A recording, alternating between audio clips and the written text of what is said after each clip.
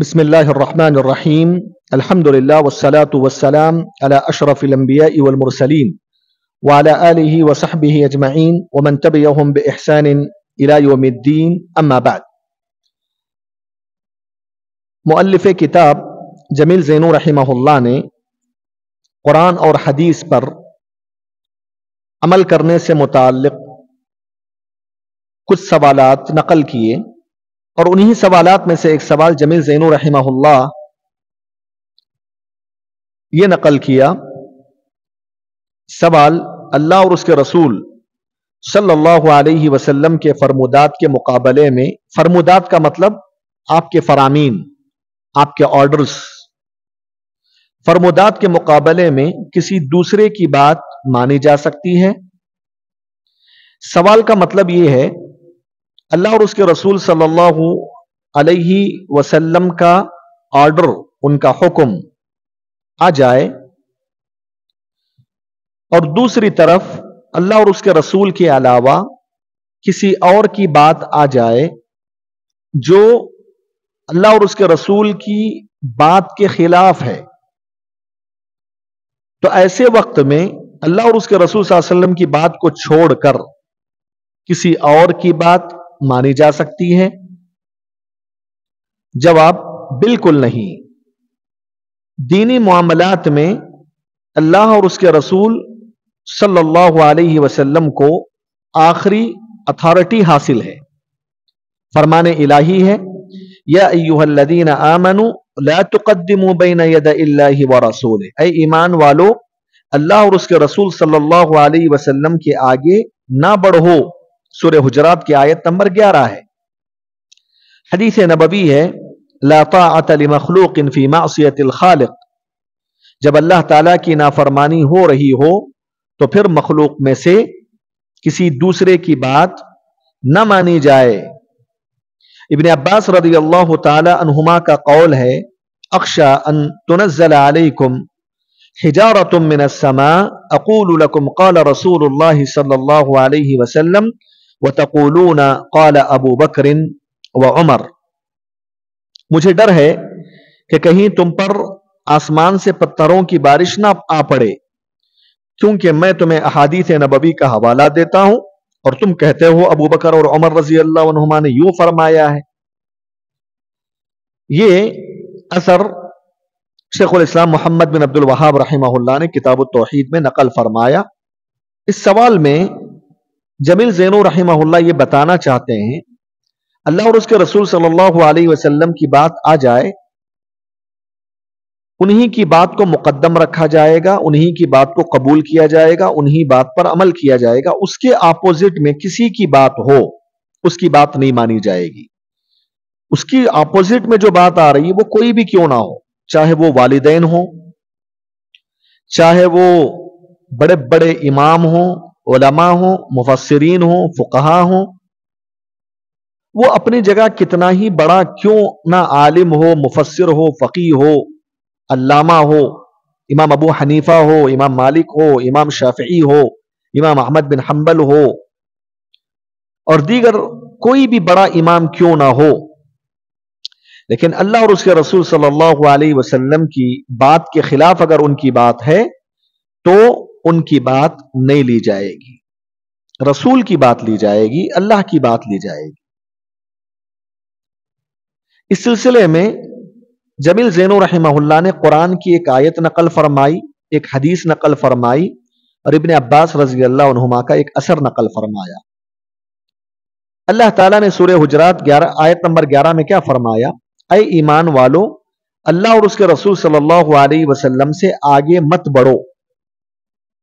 اس آیت کے کئی معنی علماء اکرام نے ذکر کی۔ ایک معنی یہ ذکر کیا کہ بدعتوں کو انجام نہ دو، اللہ اور اس کے رسول صلی اللہ علیہ وسلم نے دین کے سلسلے میں جتنا بتایا اتنا ہی کرو، اس سے زیادہ تم اپنے طریقے سے نئی نئی چیزوں کو دین کے نام پر ایجاد مت کرو۔ اگر تم بدعتوں کو ایجاد کرو گے اس کا مطلب یہ ہوا کہ اللہ اور اس کے رسول صلی اللہ علیہ وسلم سے آگے بڑھ رہے ہیں آپ۔ ایک تو بدعتوں سے اس میں منع کیا گیا ہے کہ بدعتوں کو ایجاد مت کرو، بدعتوں پہ عمل مت کرو، اللہ اور اس کے رسول نے جتنا بتایا اتنا ہی کرو، ان سے آگے مت بڑھو۔ اور दूसरा माना ये है इस आयत का कि अल्लाह और उसके रसूल सल्लल्लाहु अलैहि वसल्लम का कोई भी हुक्म आ जाए उसको क्रॉस मत करो, उसको छोड़कर किसी और की बात मत लो। अल्लाह और उसके रसूल सल्लल्लाहु अलैहि वसल्लम से बढ़कर किसी का हक नहीं हो सकता, किसी की बात नहीं हो सकती। लेकिन मुआशरे में हम देखते हैं तो मुआशरे के अंदर इस मामले में लोगों की कई किस्में नजर आती हैं जो कि गलत हैं। सबसे पहली किस्म उन लोगों की है जो अल्लाह और उसके रसूल सल्लल्लाहु अलैहि वसल्लम की बात आ जाने के बाद अपनी अक्ल को मुकद्दम रखते हैं, अपने अक्ल की बात को सुनते हैं, अल्लाह और उसके रसूल की बात नहीं सुनते। अल्लाह और उसके रसूल की बात आ जाए तो बोलते हैं नहीं, मेरी अक्ल में ये बात समझ में नहीं आती, लिहाजा मैं इसको नहीं मानूंगा। ये गुमराही है लोगों के अंदर, अपनी अक्ल की सुनते, अल्लाह और उसके रसूल की नहीं सुनते हैं। ये बहुत बड़ी गुमराही है कि अपनी अक्ल को सामने रखना, अपने अक्ल को अल्लाह और उसके रसूल सल्लल्लाहु अलैहि वसल्लम से आगे बढ़ाना। इसकी कई मिसालें आपको मिलेंगी नबी सल्लल्लाहु अलैहि वसल्लम के दौर में। मैं एक दो मिसालें आपके सामने रखना चाहता हूं। एक मरतबा एक अल्लाह के नबी सल्लल्लाहु अलैहि वसल्लम ने, सही बुखारी की हदीस है, एक वाकया सुनाया बनी इसराइल का। बनी इसराइल का एक आदमी गाय पर सवार होकर खेती का काम कर रहा था और उस गाय पर वो जरूरत से ज्यादा बोझ डाल दिया था, तकलीफ हो रही थी उसको गाय को। तो अल्लाह के नबी सल्लल्लाहु अलैहि वसल्लम हदीस में फरमाते हैं कि उस गाय ने उसकी तरफ पलट के बात किया, कहा कि इन्ना लम नुखलक लिहाजा, हम लोगों को अल्लाह ने इसलिए पैदा नहीं किया है। किसने बात किया? ये गाय ने बात किया। अल्लाह के नबी ने जब यह हदीस सुनाई तो कुफार और मुशरिकीन ने हदीस को नहीं माना।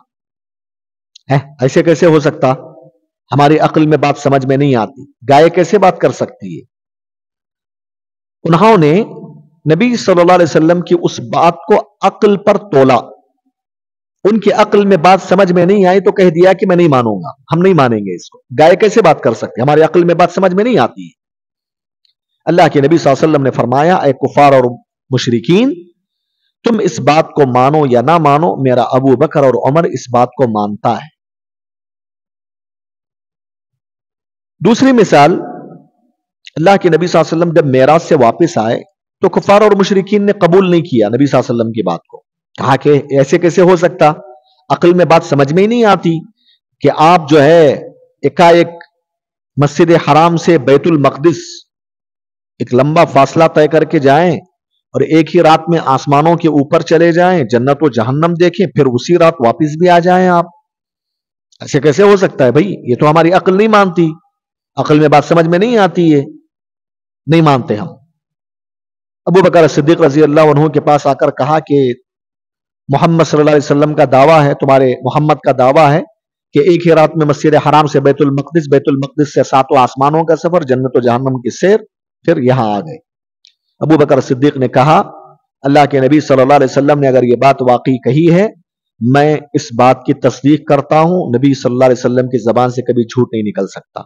वहीं से अबू बकर रजी अल्लाह अन्हु का लक़ब as-सिद्दीक दिया गया, सच बोलने वाले, तस्दीक करने वाले।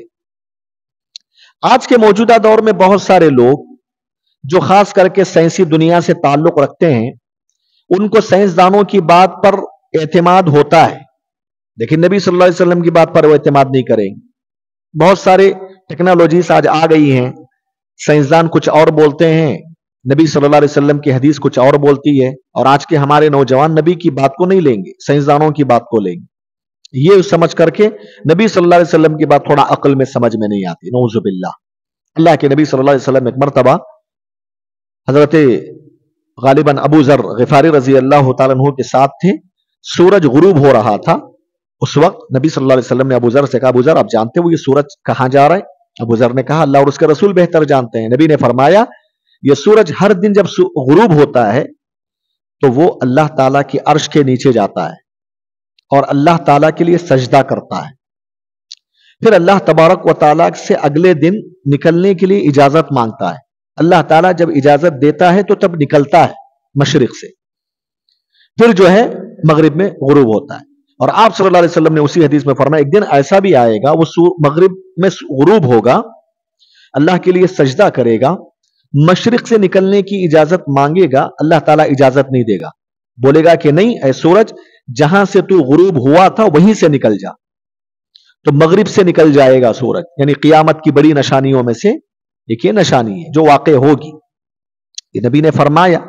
कुछ लोगों को बात समझ में नहीं आती, ये सूरज हर दिन जा रहा है, इजाजत मांग रहा है और सजदा कर रहा है, फिर निकलेगा, ये रूटीन चल रहा है। बाज लोगों को ये बात समझ में नहीं आती। जमीन के अतराफ घूमता है सूरज, पता नहीं क्या क्या बातें कहते हैं लोग। तो ये बहुत बड़ी गुमराही है कि आप नबी सल्लल्लाहु अलैहि वसल्लम की हदीस, सही हदीस आने के बाद उस सही हदीस को अक्ल पर आप तोलें। आपकी अक्ल में बात समझ में आए तो ले लें, वरना छोड़ दें। ये बहुत बड़ी गुमराही है।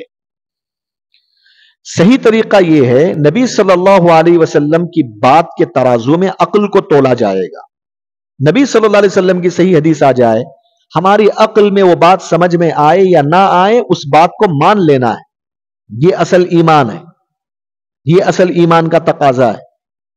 और एक बात मैं कह दूं आपके सामने, शेखुल इस्लाम इब्न तैमिया रहमहुल्लाह कहते हैं कि कुरान और सही हदीस के अंदर, गौर से सुनिए इस बात को, कुरान और सही हदीस के अंदर ऐसी कोई बात नहीं है जो अक्ल सलीम के खिलाफ हो। अक्ल सलीम, अक्ल सलीम का मतलब वो अक्ल जो सही सालिम हो, बीमार ना हो, शरीयत का इनकार करने वाली अक्ल ना हो, हमेशा ऐसी सोच रखने वाली, हदीस के खिलाफ मिजाज रखने वाली, कुरान के खिलाफ मिजाज रखने वाली अक्ल नहीं, बल्कि फितरत अक्ल सलीम जिसको बोलते हैं, सही सालिम अक्ल। तो शरीयत में, कुरान और हदीस में ऐसी कोई बात नहीं है जो अक्ल से टकराने वाली है, कोई भी बात नहीं मिलेगी। हां, इब्न तैमिया कहते हैं कि अक्ल को हैरान करने वाली भी बातें तो मिल जाती हैं, यानी हैरान कर देती हैं अक्ल को। ऐसा भी होता है कि हैरान हो जाएंगे आप, लेकिन अक्ल के खिलाफ कोई भी बात कुरान और हदीस की नहीं मिलेगी। इसी तरीके से जमात इस्लामी के मुअस्सिस बानी मौदूदी साहब, उन्होंने तफहीमुल कुरान जो तफसीर लिखी है और कुछ और किताबें उनकी मौजूद हैं, उन्होंने दज्जाल की ताबील की है। दज्जाल को नहीं मानते वो, उनका मानना यह है कि भाई दज्जाल आएगा, उसकी शख्सियत वो है, ये है। वो ये कहते हैं कि दज्जाल की कोई हकीकत नहीं है, दज्जाल की कोई हकीकत नहीं है। दज्जाल का वो इनकार करते हैं। क्यों इनकार करते हैं भाई? क्योंकि उन्होंने अपने अक्ल पर तोला, उनकी अक्ल में बात समझ में नहीं आई तो क्या कर दिया? इनकार कर दिया। ये गुमराही है बहुत बड़ी, ये बहुत बड़ी गुमराही है। लोग आज हदीसों का जो इनकार करते हैं, हदीसों को नहीं मानते, सही हदीसों को, उसकी मुख्तलिफ शक्लें हैं आज के मौजूदा दौर में। उसमें एक बड़ी शक्ल यह है कि लोग अपने अक्ल को बुनियाद बनाकर नहीं मानते। हमारी अक्ल में बात समझ में नहीं आती तो हम नहीं मानेंगे। नऊज़ु बिल्लाह, ये बहुत बड़ी गुमराही है। और मैंने कहा शेखुल इस्लाम इब्न तैमिया के हवाले से कि किताब और सुन्नत में ऐसी कोई बात है ही नहीं जो अक्ल के खिलाफ। लोग खुद ब खुद अपने अक्ल के खिलाफ बना लेते हैं और हदीसों का इनकार करते हैं। और कुरान मजीद के इस आयत की सरीह मुखालफत करते हैं। अल्लाह ने क्या फरमाया? ऐ ईमान वालो, अल्लाह और उसके रसूल से आगे मत बढ़ो, यानी तुम अपनी अक्ल मत चलाओ अल्लाह और उसके रसूल के आगे। लोग अपनी अक्ल चलाते अल्लाह और उसके रसूल सल्लल्लाहु अलैहि वसल्लम के आगे। रसूल की बात आ गई, मान लेना है, नहीं मानेंगे, अपने अक्ल चलाएंगे आगे। सरासर कुरान मजीद की इस आयत के खिलाफ है। दूसरी गुमराही यह है जो लोगों के अंदर पाई जाती है कि बाज लोग अपनी ख्वाहिशात को बुनियाद बनाकर अल्लाह और उसके रसूल की बातों का इनकार कर देते हैं। ख्वाहिशात के पीछे चलना होता है उन। कहा जाता है कि अल्लाह ताला ने जिना को हराम करार दिया है, तो ख्वाहिशात ऐसी हैं, नहीं मानते, ख्वाहिशात के पीछे दौड़ते हैं, ख्वाहिशात को अल्लाह और उसके रसूल सल्लल्लाहु अलैहि वसल्लम पर मुकद्दम करते हैं, आगे भेजते हैं, आगे बढ़ाते हैं, उसको इंपॉर्टेंट देते हैं। यह भी एक बहुत बड़ी गुमराही है। पहले नबी सल्लल्लाहु अलैहि वसल्लम ने हदीस में फरमाया, ला युमिनु अहदुकुम हत्ता यकूना हवाहु तबअन लिमा जीतु बिही।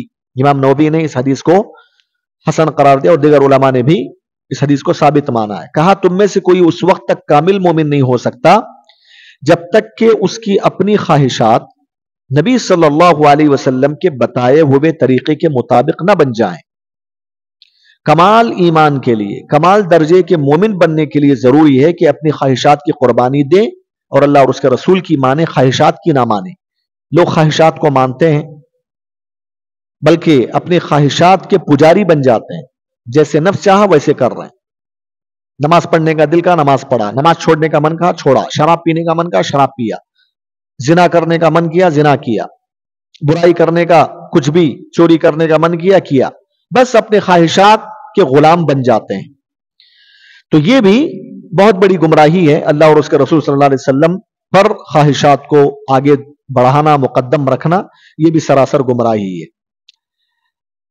تیسرے قسم کی گمراہی لوگوں کے اندر آپ دیکھیں گے وہ یہ ہے کہ اپنے اپنے جو بڑے ائمہ، امام، بزرگان دین، اولیاء اور اپنے اپنے قسم کے جن کو بابا سمجھتے ہیں، بڑے نیک سمجھتے ہیں، ان کی باتوں کو زیادہ اہمیت دیتے ہیں، قرآن اور حدیث کی باتوں کو نہیں دیتے۔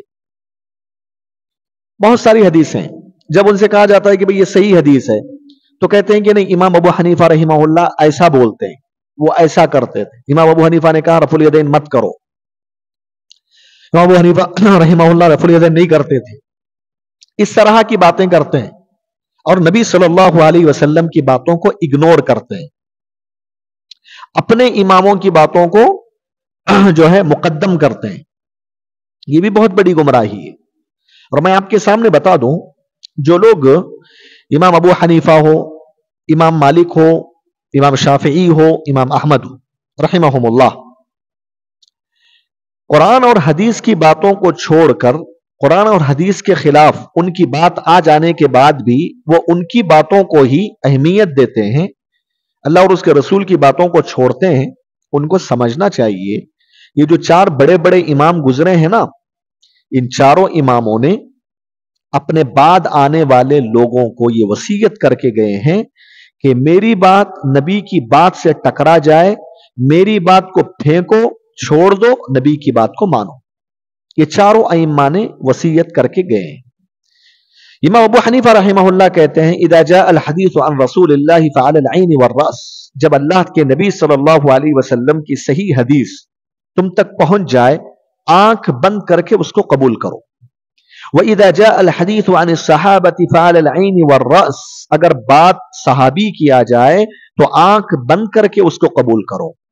وَإِذَا جَاءَ الْحَدِيثُ عَنِ التَّابِعِينَ فَنَحْنُ رِجَالٌ وَهُمْ رِجَالٌ، اگر صحابہ کے بعد کسی کی بات آ جائے تو تحقیق کر لو، ہم بھی رجال ہیں وہ بھی رجال ہیں، یعنی غلطی کا امکان ہے، تحقیق کر لو کہ وہ بات پیارے نبی صلی اللہ علیہ وسلم کی بات سے میچ کرتی ہے یا نہیں کرتی ہے۔ میچ کرتی ہے تو لے لو، میچ نہیں کرتی ہے تو چھوڑ دو۔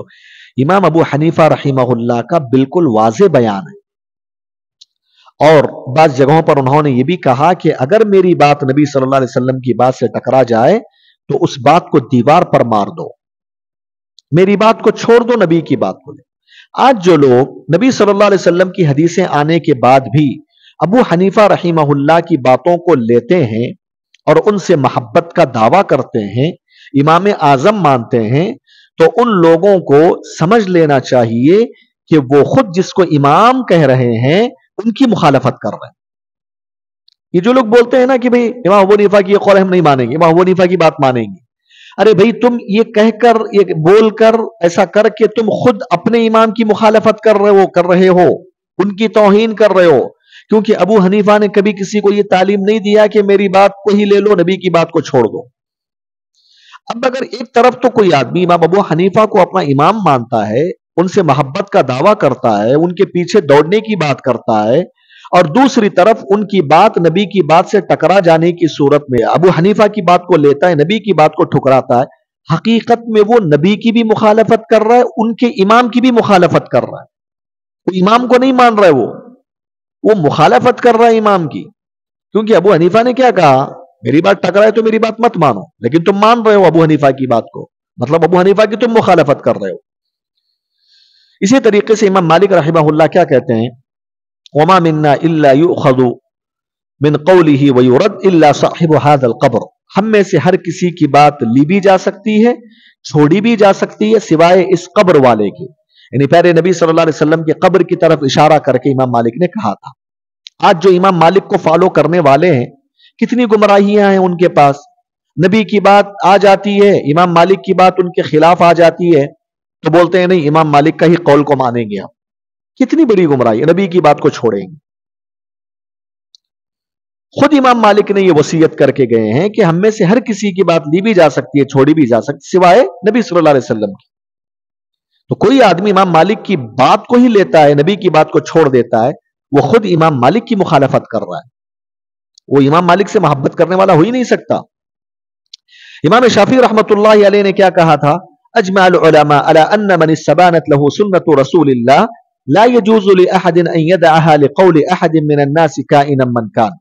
تمام علماء کا اس بات پر اتفاق اور اجماع ہے کہ نبی صلی اللہ علیہ وسلم کی سنت کسی کے سامنے واضح ہو جائے, کسی کے لیے جائز نہیں ہے کہ وہ نبی کی سنت کو چھوڑ کر کسی اور کی بات کو لے لے, اور وہ جس کی بات وہ لے رہا ہے وہ کتنا ہی پہنچا ہوا آدمی کیوں نہ ہو, وہ کوئی بھی کیوں نہ ہو, نہیں لی جا سکتی اس کی بات. نبی کی بات کو لی جائے گی.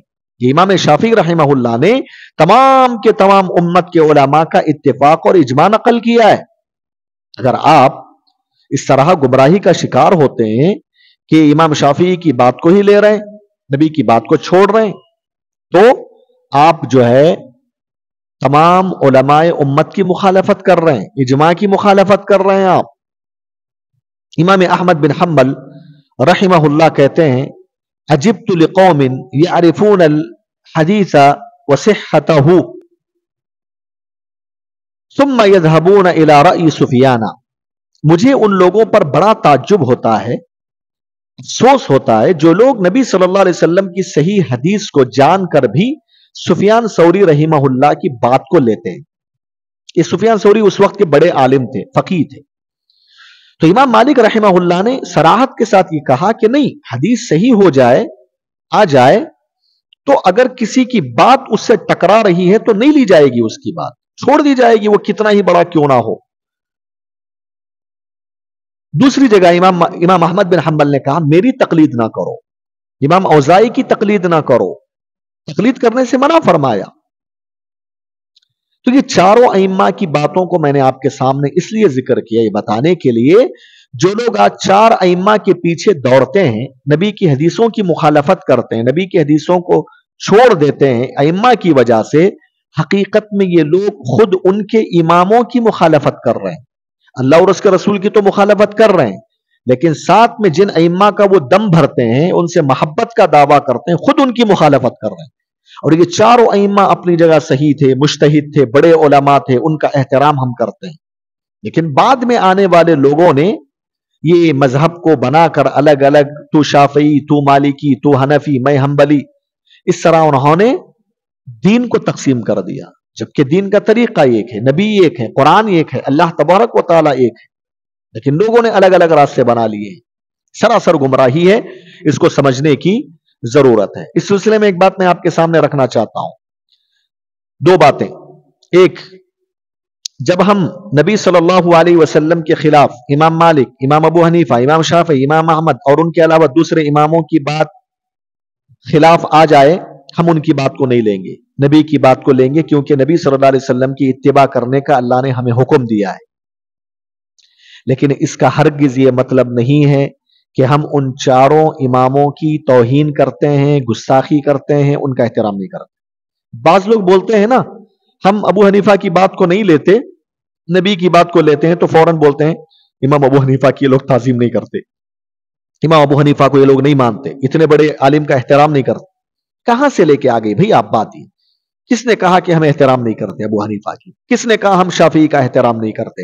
واللہ, اللہ کی قسم, ہمارا یہ دعویٰ ہے, ہم جتنا زیادہ ان چاروں اماموں کا احترام کرتے ہیں, مسلک اہل حدیث, اس کے علاوہ کوئی اور مذہب, ایسا کوئی اور مسلک آپ نہیں دکھا سکتے جن چاروں ائمہ کا احترام کرتے ہوں.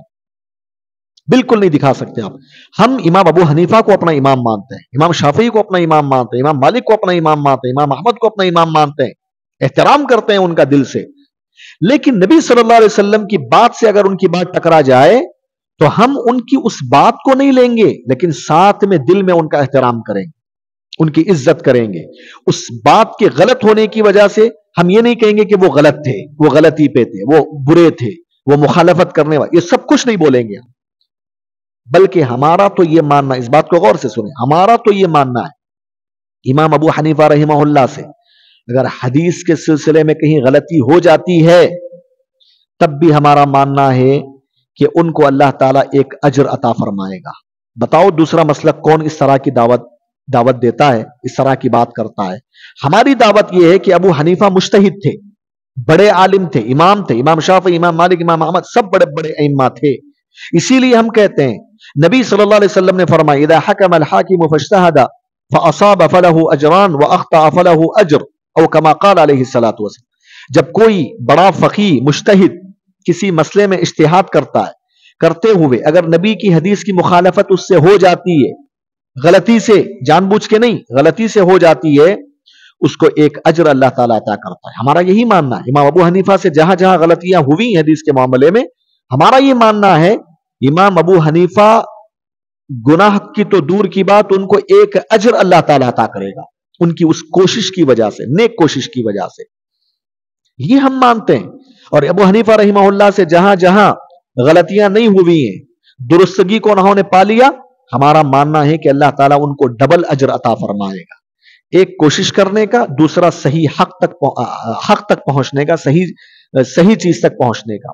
ہمارا یہ ماننا ہے، ہم توہین نہیں کرتے کسی عالم کی، لیکن ہم سب سے بڑا امام اعظم مانتے ہیں تو نبی صلی اللہ علیہ وسلم، کیونکہ اللہ اور اس کے رسول کا یہی حکم ہے۔ یہ پہلی بات۔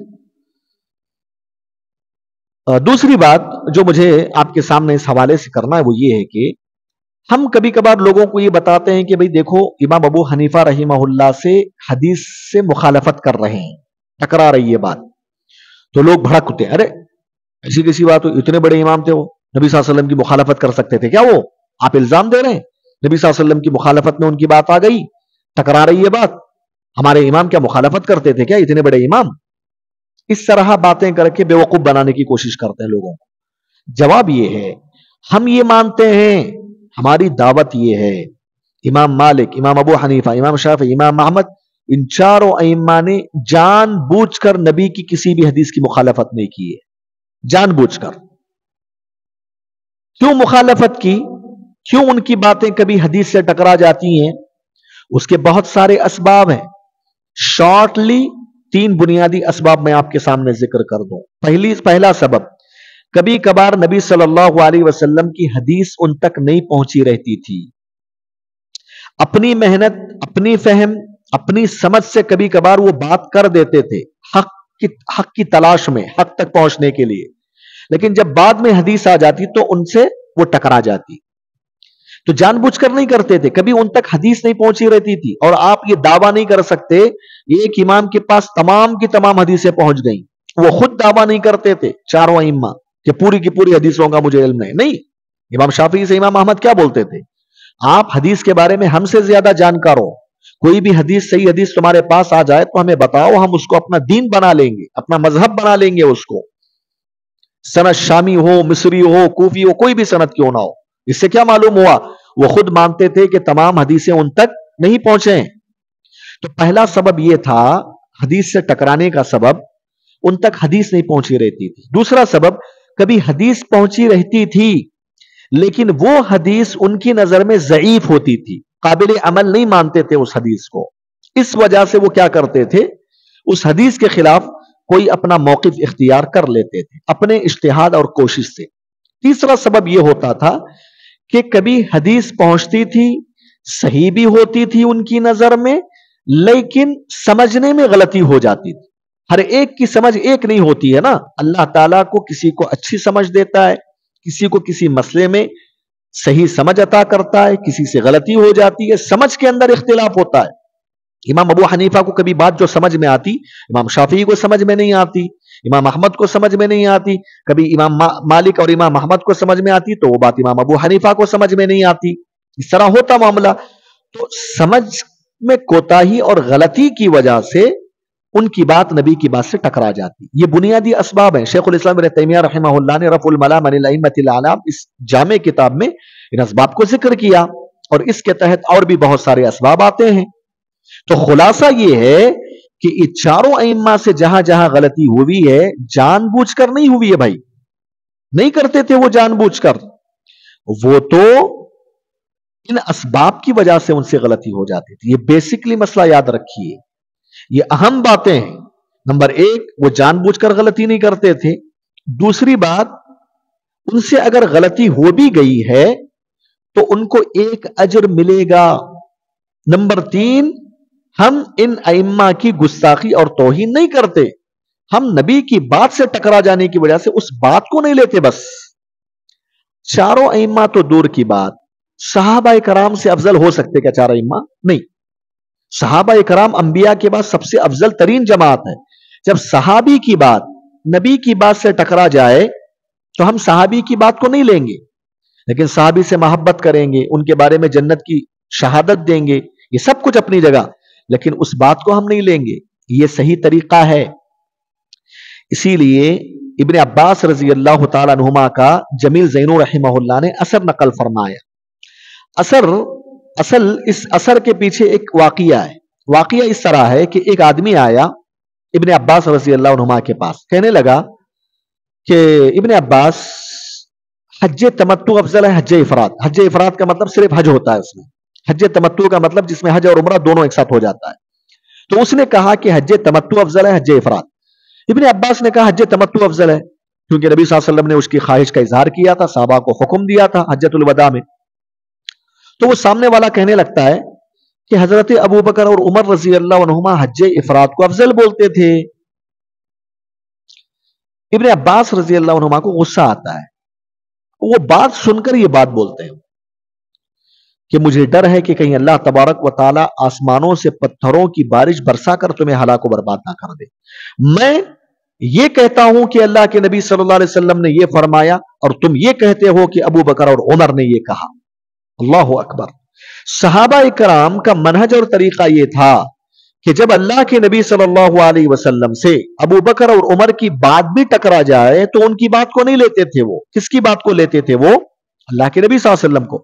जब सहाबा की बात टकरा जाने की सूरत में, नबी सल्लल्लाहु अलैहि वसल्लम के खिलाफ टकरा जाने की सूरत में सहाबी की बात नहीं ली जा सकती, तो ये चार अइम्मा की बात भला कैसे ले सकते हैं, और उनके बाद आने वाले लोगों की बात कैसे ले सकते हैं? ये मनहज था सहाबा इकराम का और कुरान मजीद का और अल्लाह और उसके रसूल सल्लल्लाहु अलैहि वसल्लम का दिया हुआ मनहज था. तो जो कुरान और हदीस की मुखालफत करते हैं, तीसरी गुमराही मैंने क्या जिक्र किया, अपने अइम्मा को बुनियाद बनाकर नबी की हदीसों को ठुकराते हैं और अपने अइम्मा की बातों को मुकद्दम करते हैं, उनकी बातों को ज्यादा अहमियत देते हैं. ये सरासर गुमराही है और कुरान मजीद में अल्लाह ने कहा कि ईमान वालों तुम अल्लाह और उसके रसूल से आगे मत बढ़ो, इसके खिलाफ है, इसके खिलाफ है. चौथी गुमराही वो ये है कि नबी सल्लल्लाहु अलैहि वसल्लम की अहादीस आ जाने के बाद लोग अपने आबाओ अजदाद के रस्म रिवाज पर चलते हैं. अपने आबाओ अजदाद, हम कहते हैं कि भाई नबी सल्लल्लाहु अलैहि वसल्लम ऐसा नहीं करते थे, फला फला बिदात तुम क्यों करते हो, नहीं करना चाहिए. तो फौरन क्या बोलते हैं, हमारे आबाओ अजदाद करते आ रहे, हम भी कर रहे हैं. तो तुम्हारी नजर में अल्लाह और उसके रसूल से ज्यादा तुम्हारे आबाओ अजदाद हो गए. ये गुमराही नहीं है क्या? ये गुमराही है. और बोलते हैं ना लोग, अरे अगर ये गलत होता हमारे आबाओ अजदाद करते थे क्या? गलत होता तो नहीं करते थे, वो करते थे, इसका मतलब सही है. इसका जवाब ये है, ये तो कुफार और मुशरिकीन की आदत है. कुफार और मुशरिकीन भी ऐसा ही बोलते थे. जब उनसे कहा जाता कुफ्र मत करो, शिर्क मत करो, तो बोलते नहीं हमारे आबाओ अजदाद ऐसा ही करते थे, हम भी करते आ रहे हैं. आबाओ अजदाद का हर काम सही हो जाता है क्या? नहीं होता भाई. आबाओ अजदाद का काम भी नबी के हदीस पे तोला जाएगा.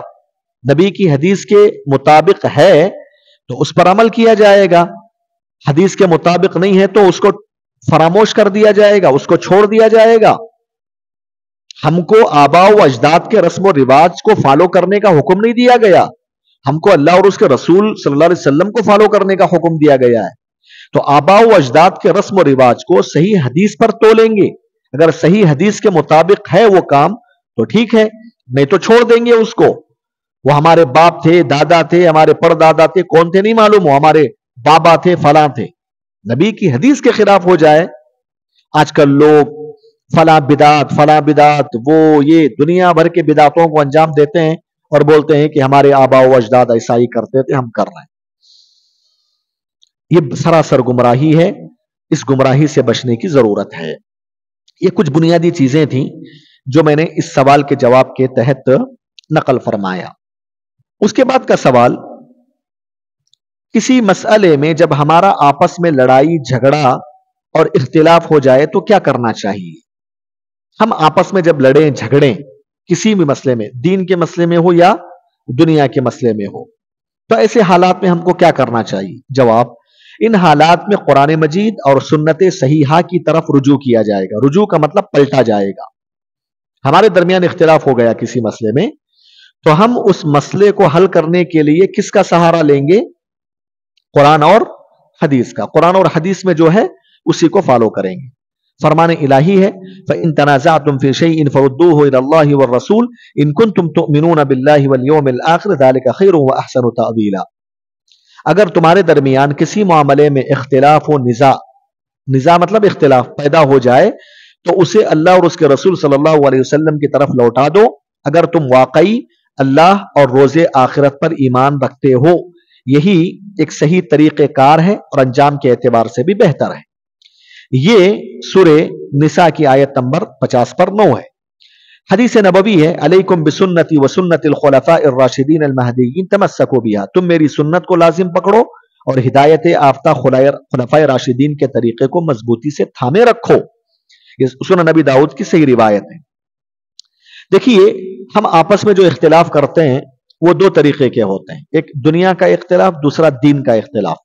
ان دونوں اختلافی مسائل میں ہم کتاب و سنت کی روشنی میں حل کریں گے. دنیا کے آپسی لڑائی جھگڑے، اس کی مثال کے طور پہ جائیداد کا مسئلہ لے لیجیے. آپ جائیداد کی تقسیم کا مسئلہ آ گیا، آپس میں بھائی بہنیں لڑ رہے ہیں، بول رہے ہیں کہ نہیں مجھے اتنا حصہ ملنا چاہیے، مجھے اتنا حصہ ملنا چاہیے. لڑکیاں بول رہے ہیں کہ جتنا لڑکوں کو مل رہا ہے اتنا ہی ہم کو بھی ملنا چاہیے، ہے نا. دنیا کے جائیداد کو لے کر لڑائی جھگڑے شروع ہو گئے. اب ایسی حالت میں مسلمان کیا کرنا چاہیے؟ قرآن اور حدیث کو سامنے رکھنا چاہیے. قرآن اور حدیث میں لڑکے کا جتنا حصہ بتایا گیا اتنا حصہ دے دینا ہے، لڑکی کا جتنا حصہ بتایا گیا اتنا حصہ دے دینا ہے. قرآن اور حدیث کی روشنی میں اس اختلاف کو دور کرنا ہے. اسی طریقے سے دنیا کے بہت سارے مسائل میں اختلاف ہو جاتا ہے. قرآن اور حدیث کو دیکھیے آپ، اس میں جو طریقہ بتایا گیا، جو حل بتایا گیا، اس حل کی روشنی میں اپنے مسائل کو حل کرنا ہے. اور اسی میں حقیقت میں انسان کو سکون ملتا ہے. میں نے اس سے پہلے بتایا کہ قرآن اور حدیث کے فیصلے میں جو عدل و انصاف ہے، دنیا کے کسی انسان، کسی مذہب، کسی دین، کسی مسلک کے اندر وہ انصاف نہیں آ سکتا. اللہ کی قسم نہیں آ سکتا. اللہ اور اس کے رسول صلی اللہ علیہ وسلم کے فرامین میں جو عدل و انصاف ہے. تو لہٰذا جو شخص اللہ اور اس کے رسول کے فرامین کی روشنی میں اپنے مسائل کو حل کرتا ہے، وہ حقیقت میں اطمینان و سکون کے ساتھ رہتا ہے اور سب کے ساتھ انصاف کا معاملہ جو ہے کیا جاتا ہے. اس میں دین کا مسئلہ، مثال کوئی شخص یہ کہتا ہے نبی صلی اللہ علیہ وسلم کی پیدائش کی مناسبت سے عید میلاد النبی منانا دین کا حصہ ہے، بنانا ضروری ہے، اگر نہیں بنائیں گے تو مسلمان نہیں رہے گا آدمی. ایک طرف لوگ اس طرح بولتے ہیں نا، آج بولتے ہیں. دوسری طرف لوگ بولتے ہیں کہ نہیں، نبی صلی اللہ علیہ وسلم کی پیدائش کی مناسبت سے عید کا دن منانا یہ بدعت ہے، ایسا کریں گے تو گناہ ملے گا. تو کچھ لوگ بولتے ہیں کہ گناہ ملے گا، کچھ لوگ بولتے ہیں کہ کرنے سے ثواب ملے گا. اپوزٹ باتیں ہیں نا دونوں کی، لڑائی ہوتے ہیں، جھگڑے ہوتے ہیں. اب کیسے حل کریں گے مسئلہ آپ؟ اب دونوں کی بات کون سی صحیح، کس کی بات صحیح ہے، کیسے آپ، کیا پیمانہ ہے تولنے کا، کس ترازو پہ تولیں گے دونوں کی باتوں کو؟ یہ جاننے کے لیے کہ کس کی بات صحیح ہے کس کی بات غلط، اس کا پیمانہ، اس کی ترازو قرآن اور حدیث ہے. اسی کا حکم اللہ نے دیا. تو عید میلاد النبی منانا قرآن اور حدیث پہ پیش کریں گے ہم. قرآن حدیث کیا بولتی ہے؟ جب قرآن حدیث میں ہم غور کرتے ہیں تو یہ معلوم ہوتا ہے کہ سال میں آنے والی دو ہی عیدیں ہیں، ایک عید الفطر اور دوسرا عید الاضحیٰ، اس کے علاوہ سال میں آنے والی کوئی عید نہیں ہے۔ یہ اللہ کے نبی صلی اللہ علیہ وسلم کا فرمان ہے، قرآن کا فرمان ہے، صحابہ کا طریقہ ہے۔ اور نبی صلی اللہ علیہ وسلم کی پیدائش کی مناسبت سے عید منانا صحیح ہوتا تو خود نبی مناتے، کیوں نہیں منایا نبی صلی اللہ علیہ وسلم نے اپنا جنم دن؟ کیوں صحابہ نے نہیں منایا؟ کیوں تابعین نے نہیں بنایا؟ کیوں تبع تابعین نے نہیں منایا؟ اس کا مطلب کیا وہ جو کام کرنا تھا نہیں کیا انہوں نے؟ آپ یہ کہہ سکتے ہیں؟ آپ تو کر رہے ہیں نا دین سمجھ کے، لیکن انہوں نے نہیں کیا، اس کا مطلب دین کا کوئی کام مس ہو گیا، نبی نے نہیں کیا، نعوذ باللہ، صحابہ نے نہیں کیا، یہ بات لازم آ جائے گی اس سے۔ تو اب یہ جھگڑا ہے نا بھائی، کس کے مطابق حل کریں گے؟ قرآن حدیث میں جب پیش کرتے ہیں تو یہ مسئلہ ملتا ہی نہیں ہم کو، دین سمجھ کر کرنے کا حکم نہیں ملتا، تو یہ طریقہ ہونا چاہیے۔ لوگ بولتے ہیں قبر والے سے دعا مانگنا چاہیے، وہ اللہ کے پاس اپنی ضرورتیں پہنچائے گا، ہماری ضرورتیں پوری کرے گا، فلاں بابا، فلاں پیر، فلاں ولی۔ دوسری طرف کچھ لوگ بولتے ہیں کہ نہیں، یہ سب شرک ہے، بڑا شرک۔ اب دونوں کی بات صحیح کس کی ہے بھائی؟ کیسے جانیں گے آپ؟ اس کو قرآن اور حدیث پر تولیں گے آپ، یہی حکم اللہ نے دیا ہے۔ دین کے کسی مسئلے میں لڑائی جھگڑے ہو جائیں آپ کے، کہ بعض بولے کہ یہ شرک ہے، بعض بولے کہ نہیں یہ صحیح ہے، بعض بولے کہ یہ بدعت ہے، بعض بولے کہ صحیح نہیں ہے، تو کس کی بات زیادہ صحیح ہے؟ اس کو تولنے کا آلہ، تولنے کی ترازو کیا ہے؟ قرآن اور حدیث۔ جب ہم قرآن پر وہ مسئلہ پیش کرتے ہیں تو معلوم ہوتا ہے کہ اللہ نے فرمایا وَلَا تَدْعُوا مِن دُونِ اللَّهِ مَا لَا يَنفَعُكَ وَلَا يَضُرُّكَ، جو تمہیں نقصان اور فائدہ نہیں پہنچا سکتے ان کو مت پکارو۔ اور جو قبر میں مر چکے ہیں وہ کیا تمہیں نقصان پہنچائیں گے؟ کیا تمہیں فائدہ پہنچانے کی طاقت رکھتے ہیں؟ وہ نہیں رکھتے، ان کو مت پکارو، اللہ نے کہا، اور کہا کہ اگر ایسا کرو گے تو تم خسارہ اٹھانے والوں میں سے شمار ہو جاؤ گے۔ تو یہ شرک ہو گیا۔ قرآن پر پیش کرنے سے کیا فیصلہ ملا ہم کو قرآن کا؟ یہ شرک ہے۔ تو اس طریقے سے دین اور دنیا کے مسائل کو قرآن اور حدیث کے مطابق حل کیا جائے گا، یہی ایمان ہے۔ ابن کثیر رحمہ اللہ نے اس آیت کی روشنی میں یہ بات لکھی ہے، اگر کوئی مسلمان دین اور دنیا کے اختلافی مسائل کو قرآن اور حدیث کے مطابق فیصلے نہیں کرے گا، لڑائی جھگڑے ختم نہیں کرے گا، حقیقت میں اس نے نہ اللہ پر ایمان لایا نہ آخرت کے دن پر ایمان لایا۔ ابن کثیر کے جملے ہیں یہ، اس لیے کہ اللہ تعالیٰ نے کہا کہ اگر تم اللہ اور اس کی آخرت کے دن پر، اللہ اور یوم آخرت پر تمہارا ایمان ہے تو تم آپسی لڑائی جھگڑوں کو قرآن اور حدیث کے مطابق حل کرو، اگر تمہارا ایمان اللہ اور یوم آخرت پر ہے۔ اس کا مطلب یہ ہوا کہ اگر کوئی آدمی قرآن اور حدیث کو چھوڑ کر اپنے بنائے اصول کے مطابق جھگڑوں کو دور کرتا ہے، قرآن اور حدیث کے خلاف فیصلے کر لیتا ہے، حقیقت میں اللہ اور اس کے رسول پر اس نے ایمان نہیں لایا، یہ مطلب ہو گیا آیت کا۔ اور اللہ تعالیٰ نے فرمایا جو کوئی مسلمان آپسی اختلافات، لڑائی اور جھگڑوں کو قرآن اور حدیث کے خلاف فیصلے کرے گا، حل کرے گا، تو اس کی زندگی بہتر ہوگی، انجام کے اعتبار سے وہ سب سے بہتر چیز ہوگی، اس کا انجام اچھا ہوگا۔ طلاق خلا کے مسئلے ہوتے، لوگ جو ہے اپنے طور طریقے سے فیصلہ کرنے بیٹھ جاتے۔ قرآن میں طریقہ بتایا گیا، پہلی طلاق ہوگی تو اس کی عدت کیا ہوگی، دوسری طلاق ہوگی تو عدت کیا ہوگی، تیسری طلاق ہوگی تو کیا حکم ہوگا، خلا لینے کا طریقہ کیا ہے، خلا کی عدت کیا ہے، تمام چیزیں واضح ہیں۔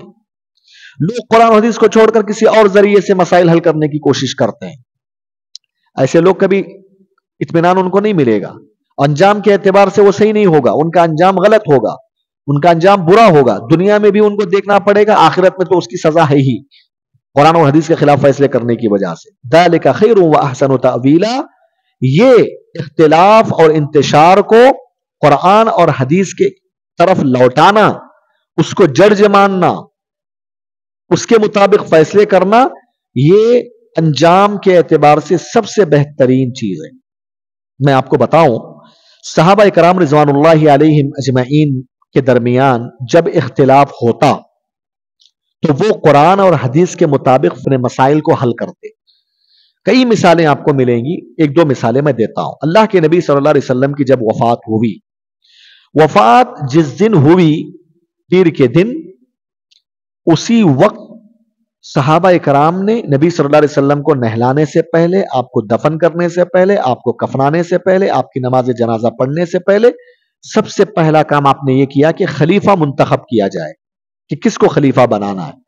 مسجد نبوی سے تھوڑی دوری پر سقیفہ بنی سعیدہ ایک جگہ کا نام ہے، آج بھی وہاں پر وہ جگہ موجود ہے۔ اس جگہ پر مہاجر اور انصاری صحابہ جمع ہوئے، کس مدعے کے لیے؟ اس ٹاپک اور اس موضوع کے لیے کہ خلیفہ کس کو منتخب کیا جائے۔ انصاری صحابہ نے کہا کہ انصاری صحابہ میں سے خلیفہ بنایا جائے، مہاجرین نے کہا کہ نہیں، مہاجروں میں سے کسی کو خلیفہ بنایا جائے۔ ایک مشورہ یہ بھی آیا کہ انصار میں سے ایک ہوگا، مہاجرین میں سے ایک ہوگا۔ عمر بن الخطاب رضی اللہ تعالی عنہ نے اس لڑائی جھگڑے کو کیسے ختم کیا؟ انہوں نے نبی صلی اللہ علیہ وسلم کی حدیثوں کو سنایا۔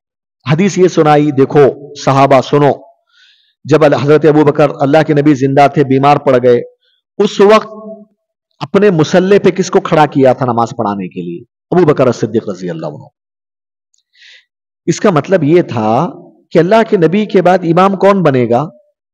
ابو بکر الصدیق، کیونکہ نبی صلی اللہ علیہ وسلم نے کس کو آگے کیا امامت کرنے کے لیے؟ ابو بکر الصدیق کو۔ اس میں اشارہ تھا اس بات کی طرف کہ میری وفات کے بعد تم ابو بکر کو اپنا خلیفہ بناؤ۔ اسی طریقے سے اللہ کے نبی صلی اللہ علیہ وسلم نے جب ہجرت کا سفر کیا تو اپنے ساتھ کس کو لیا تھا؟ ابو بکر الصدیق کو۔ اس میں بھی اشارہ مل رہا تھا، اور اس کے علاوہ اور بھی انہوں نے دلائل کو سامنے رکھا، نبی کی حدیثوں کو سامنے رکھا، تو صحابہ کرام کو بات سمجھ میں آ گئی، تو سب صحابہ متفق ہو گئے۔ اپنے لڑائی جھگڑے کو کس بنیاد پر ختم کیا؟ نبی صلی اللہ علیہ وسلم کی حدیث کی بنیاد پر۔ سب صحابہ ابو بکر صدیق رضی اللہ عنہ کو خلیفہ تسلیم کر لیے۔ اس کے بعد مسئلہ آیا، اللہ کے نبی صلی اللہ علیہ وسلم کو کہاں دفن کیا جائے؟ دفنانے کا مسئلہ تھا نا، کہاں دفن کیا جائے؟ تو بعض صحابہ نے الگ الگ مشورے دیے۔ ابو بکر صدیق رضی اللہ عنہ نے حدیث سنائی، کہا کہ میں نے نبی کریم صلی اللہ علیہ وسلم کو کہتے ہوئے سنا ہے، انبیاء کی خصوصیت یہ ہے کہ انبیاء جس جگہ مر جاتے ہیں اسی جگہ ان کو دفنایا جائے گا۔ یہ نبی کی حدیث ہے۔ جب نبی صلی اللہ علیہ وسلم کی حدیث آئی تو سب صحابہ آنکھ بند کر کے اس کو لے لیا، اور جو الگ الگ مشورے آ رہے تھے اس کو ختم کر کے نبی کی حدیث کو فالو کیا۔ حضرت عمر رضی اللہ عنہ صحابہ کے ساتھ ملک شام کا سفر کر رہے تھے، راستے میں معلوم ہوا ملک شام کے قریب کہ ملک شام کے اندر طاعون کی بیماری پھیل چکی ہے۔ اب عمر نے مشورہ کیا، اب ملک شام میں داخل ہو جائیں گے یا داخل نہیں ہوں گے؟ بس صحابہ نے کہا کہ جب ہم آ گئے ہیں تو جائیں گے، تقدیر میں اگر مرنا ہے تو مریں گے، نہیں تو نہیں مریں گے، ہم تقدیر سے بھاگیں گے کیا؟ عمر نے کہا، بعض صحابہ نے یہ مشورہ دیا کہ نہیں، جب معلوم ہو گیا کہ وہاں بیماری ہے تو اندر نہیں جائیں گے، ہم اس شہر میں نہیں جائیں گے۔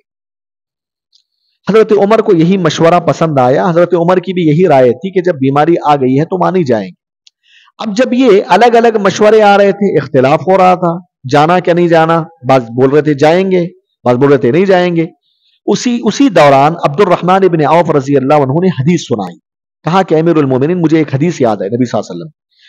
حدیث یہ ہے کہ جب کسی جگہ طاعون پھیلتا ہے، وہاں کے لوگ اس شہر کو چھوڑ کر باہر نہ نکلیں، اور باہر کے لوگ اس شہر میں داخل نہ ہوں۔ یہ اللہ کے نبی صلی اللہ علیہ وسلم کی حدیث ہے، میں نے سنا ہے۔ عمر رضی اللہ تعالیٰ عنہ نے اور دیگر صحابہ نے جب یہ حدیث سنی، اسی کو فالو کیا اور اس میں داخل نہیں ہوئے۔ اس طریقے سے صحابہ کرام اپنے لڑائی اور جھگڑوں کو ختم کرتے تھے، اختلافات کو ختم کرتے تھے۔ آسان طریقہ تھا، نبی کی حدیث میں کیا ہے، قرآن میں کیا ہے، اس پر جمع ہو جاتے تھے۔ آج بدقسمتی سے لوگ پتہ نہیں، قرآن اور حدیث کی بات آتی ہے تو ہضم نہیں ہوتی ان کو، بس ان کی خواہشات، ان کی جائیداد، پیسہ، فلاں والعیاذ باللہ۔ اللہ تعالی ہماری حالتوں پہ رحم فرمائے۔ اس کے بعد نبی صلی اللہ علیہ وسلم نے حدیث میں فرمایا نا، میری سنت کو، خلفائے راشدین کو سنت کو لازم پکڑو۔ اصل اس حدیث سے پہلے کچھ ٹکڑا ہے۔ حدیث کا ٹکڑا یہ ہے، من یعش منکم بعدی فسیری اختلافا کثیرا فعلیکم بسنتی وسنت الخلفاء الراشدین المہدیین تمسکوا بها وعضوا علیہا بالنواجذ۔ آپ نے کہا میرے اس دنیا سے گزرنے کے بعد، میری وفات کے بعد، تم دین کے سلسلے میں بہت سارا اختلاف دیکھو گے، یعنی دین کے مسئلے میں، کہ کوئی کسی کو بدعت بول رہا ہے، اسی کام کو کوئی سنت بول رہا ہے، किसी काम को कोई शिर्क बोल रहा है, उसी काम को कोई तौहीद बोल रहा है, तो दीन के मसले में इख्तिलाफात पैदा होंगे। इसी तरीके से गुमराह फिरके वजूद में आएंगे। गुमराह फिरके, हर फिरका ये बोलेगा कि मैं सही हूं, मेरी पैरवी करो। ऐसे गुमराह फिरके भी वजूद में आएंगे और दीन के नाम पर लोग इख्तिलाफ करेंगे, ये सुन्नत, ये बिदात, ये तौहीद, ये शिर्क, इस तरह इख्तिलाफ होगा लोगों में। तो ऐसे वक्त में क्या करना, तुम तरीका क्या है? मेरे तरीके को लाजिम पकड़ना, खुलफाए राशिदीन के तरीके को लाजिम पकड़ना। इसका सादा सीधा मतलब यह है, दीन के सिलसिले में जब इख्तिलाफ हो जाए, उस इख्तिलाफ को किस पर पेश करना है? नबी सल्लल्लाहु अलैहि वसल्लम के तरीके पर, सहाबा के तरीके पर, खुलफाए राशिदीन के तरीके पर। अगर खुलफाए राशिदीन का तरीका, नबी का जो तरीका है, वो जिससे मैच खा जाए उसी को लेना है और दूसरी चीज को छोड़ देना है। कोई कह रहा है कि मरे हुए लोगों से पुकारना चाहिए, ये सही है, इसमें गलत क्या है? दूसरा बोल रहा है कि नहीं, ऐसा करना शिर्क है। अब दोनों में इख्तिलाफ हो गया ना, एक शिर्क बोल रहा, एक सही बोल रहा। उसको क्या करना, किस पर पेश करना? नबी सल्लल्लाहु अलैहि वसल्लम के तरीके पर और सहाबा के तरीके पर। सहाबा ऐसा करते थे क्या? नहीं करते थे। नबी सल्लल्लाहु अलैहि वसल्लम ने जो है इसको करने का हुक्म दिया था क्या? कुरान ने इसका हुक्म दिया? नहीं, बल्कि कुरान ने इससे रोका है। अब इस इख्तिलाफ को खत्म करना है। कुरान और हदीस, सहाबा का तरीका क्या कह रहा है, उसको फॉलो करना है।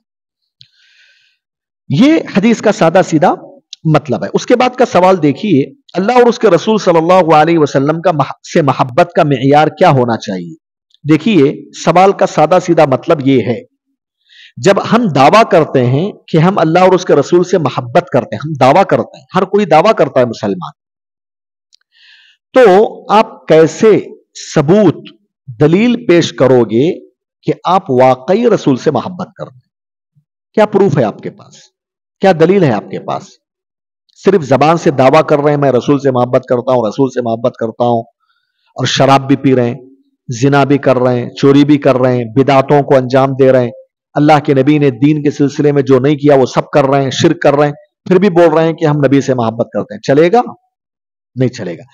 तो क्या मेयार है, क्या तराजू है, जिस तराजू पर तोलने से मालूम हो जाए कि ये वाकई नबी से मोहब्बत करने वाला है और ये नहीं करने वाला है?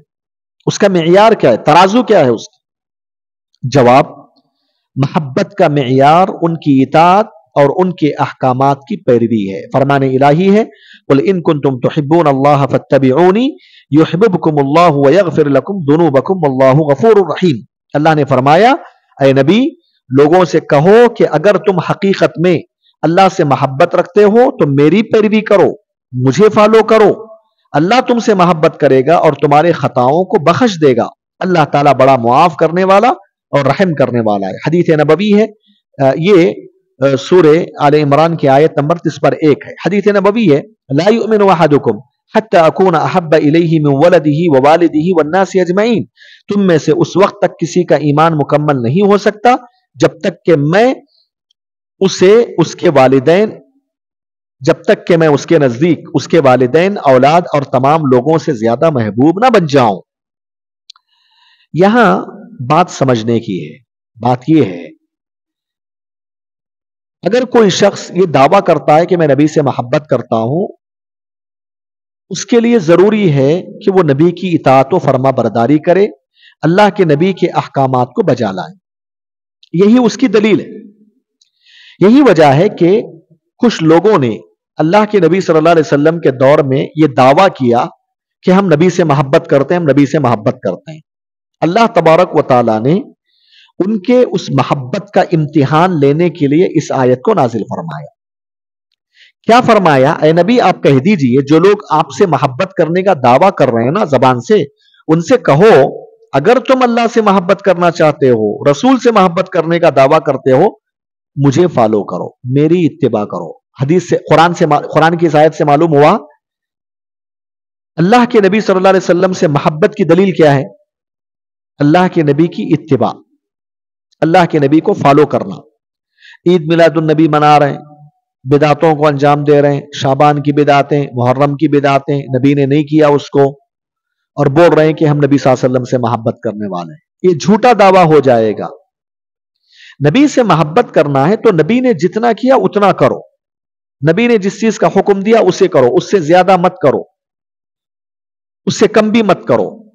نبی کی اتباع کرو، نبی کو فالو کرو. اگر نبی کو فالو کریں گے، نبی کی اطاعت کریں گے، تو یہ اس بات کی دلیل ہوگی کہ آپ اللہ کے نبی سے محبت کرتے ہو. اور جو آدمی نبی کی اتباع کرے گا اس کو دو فائدے ملیں گے. ایک، اللہ تبارک و تعالیٰ کی محبت نصیب ہوگی، اور دوسرا، اللہ تبارک و تعالیٰ اس کے گناہوں کو بخش دے گا، معاف کر دے گا. جمیل زینو رحمہ اللہ نے اس آیت کو آیت المحنہ کہتے ہیں. یہ جو آیت میں نے ذکر کیا نا، قل ان کنتم، محنہ کا مطلب امتحان والی آیت، ایگزام والی آیت. یعنی یہ آیت پیمانہ ہے بھائی، یہ آیت ترازو ہے. کس چیز کی ترازو؟ کون اللہ کے نبی سے محبت کرتا ہے اور کون نہیں کرتا. اس کو پہچاننا ہے تو کیسے پہچانیں گے؟ اس آیت کی روشنی میں، اس آیت کے بیس پر معلوم ہو جائے گا کہ کون سچا محبت کرنے والا نبی سے، کون محبت نہیں کرنے والا. یہ آیت یہ بتاتی ہے، کوئی آدمی دعویٰ کرتا ہے کہ میں نبی سے محبت کرتا ہوں، اس کا عمل اس آیت پر پیش کرو. اگر وہ اللہ کے نبی کو فالو کرنے والا ہے، نبی کی اتباع کر رہا ہے، بدعتوں سے بچا ہوا ہے، شرک سے بچا ہوا ہے، نبی کے حکم کو بجا لا رہا ہے، تو اس کا مطلب یہ ہے کہ وہ نبی سے محبت کرنے والا ہے. اگر کوئی مسلمان نبی صلی اللہ علیہ وسلم کی اتباع نہیں کرتا، بدعتوں کو انجام دیتا ہے، شرک کو انجام دیتا ہے، نمازیں چھوڑ رہا ہے، روزے چھوڑ رہا ہے، اور بول رہا ہے کہ میں نبی سے محبت کرتا ہوں، حقیقت یہ ہے کہ وہ نبی سے محبت کرنے والا نہیں ہے، وہ جھوٹا ہے. اور آخری بات بتا کر اپنی بات میں ختم کر دوں. نبی صلی اللہ علیہ وسلم نے حدیث میں فرمایا، تم میں سے کوئی اس وقت تک مومن نہیں ہو سکتا، کامل مومن، جب تک کہ میں اس کے نزدیک، اس کے والدین، اس کے اولاد، تمام لوگوں سے زیادہ محبوب نہ بن جاؤں. جمیل زینو نے اس حدیث کو یہاں اس لیے لایا ہے، یاد رکھیے، اگر نبی صلی اللہ علیہ وسلم کی محبت ایک طرف ہے، اور آپ کے والدین، آپ کے بچوں کی، آپ کے بیویوں کی، آپ کے والدین کی محبت ایک طرف ہے، اور دونوں محبت میں کسی ایک محبت کو لینا ہے، تو کس کی محبت کو لیں گے آپ؟ نبی صلی اللہ علیہ وسلم کی محبت کو. یہ صرف بولنے کی حد تک نہیں ہے بھائی، عمل بھی کرنا ہے. مثال کے طور پہ بیوی جو ہے شوہر کو بولتی ہے، تم داڑھی میں مجھے اچھے نہیں لگتے ہو، داڑھی مونڈ لو. ہاں، اپنی داڑھی مونڈ لو. تو وہ آدمی بیوی کے محبت میں آ کر کیا کرتا ہے؟ جا کے داڑھی مونڈ لیتا ہے. اب اس نے کیا کر دیا؟ اللہ کے نبی سے محبت کیا سچی ہے اپنی بیوی سے؟ بیوی سے. اللہ کے نبی صلی اللہ علیہ وسلم نے داڑھی چھوڑنے کا حکم دیا تھا، نبی صلی اللہ علیہ وسلم کی فالو کو چھوڑ دیا، اس نے اتباع کو چھوڑ دیا. کس کو فالو کر رہا ہے؟ وہ اپنی بیوی کی بات. مطلب یہ ہوا کہ اللہ کے نبی سے زیادہ وہ اپنی بیوی سے محبت کر رہا ہے. بچے ستاتے ہیں والد کو کہ ابا جان مجھے وہ چاہیے، مجھے گاڑی چاہیے، پیسے نہیں ہیں اس کے پاس گاڑی دلانے کے لیے. بچوں کی محبت ہے. بچوں کی محبت میں سود کے ذریعے، سودی کاروبار کے ذریعے گاڑی خرید کر اپنے بچوں کو دے دیتا ہے. کیوں میں دیا تو؟ نہیں، والد مجھے اپنے بچوں سے بڑی محبت ہے. لیکن تو نے نبی کی محبت کو تو فراموش کر دیا نا، نبی کی محبت کو تو چھوڑ دیا نا. تو اس نے، نبی نے تو فرمایا تھا کہ سود مت کھاؤ. تو آدمی کیا کرتا ہے؟ کبھی اپنے بیوی بچوں کی محبت میں نبی کی مخالفت کرتا ہے. تو ایسا آدمی بھی نبی سے محبت کرنے والا نہیں ہے حقیقت میں.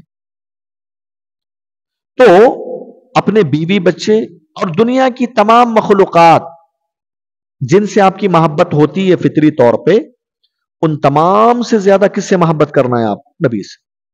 اللہ کے نبی کی محبت، بیوی بچوں اور دیگر چیزوں کی محبت ٹکرا جائے تو کس کی محبت کو آپ لیں گے؟ کس کی محبت کو قربانی دیں گے؟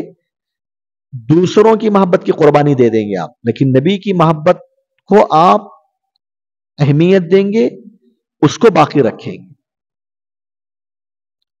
اور نبی صلی اللہ علیہ وسلم سے محبت کا معیار نبی کی اتباع ہے، نبی کو فالو کرنا ہے. تو یہ کچھ باتیں میں نے آپ کے سامنے رکھی ہیں، جن باتوں کا خیال کرنا بہت ضروری ہوتا ہے. رب کریم سے دعا ہے کہ رب العالمین ہم تمام لوگوں کو جو باتیں کہی گئی ہیں اس پر سب سے پہلے مجھے اور آپ حضرات کو عمل کی توفیق عطا فرمائے. السلام علیکم ورحمۃ اللہ وبرکاتہ.